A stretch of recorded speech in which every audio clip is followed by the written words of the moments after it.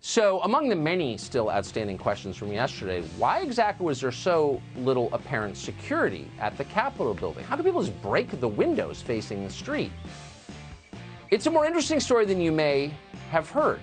We're learning tonight that a Capitol Hill police officer is in very tough shape in the hospital following everything that happened yesterday at the Capitol. The Capitol Police just issued a statement clarifying that, contrary to many news reports, that officer is not dead.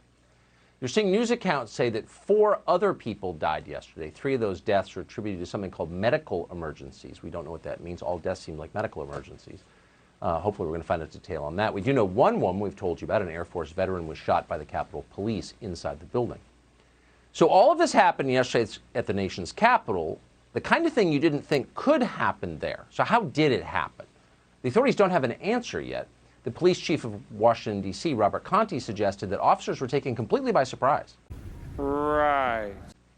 Was there any intelligence that suggested that there would be an attempted breach of the U.S. Capitol?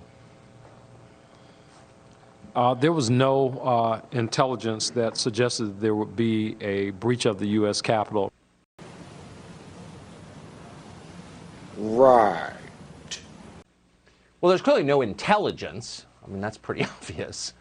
We're not experts, but in contrast to the D.C. police, we do know how to use search engines. And here's what we found. Thousands of people were openly planning on storming the Capitol building. They were doing it all week on major internet forums that you could have found if you tried.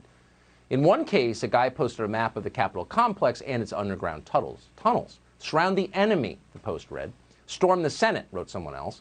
We're also learning tonight that Capitol Hill police refused help from the Pentagon and the FBI. Now, we don't know what this adds up to. We really don't, but we'd certainly like to find out. Right.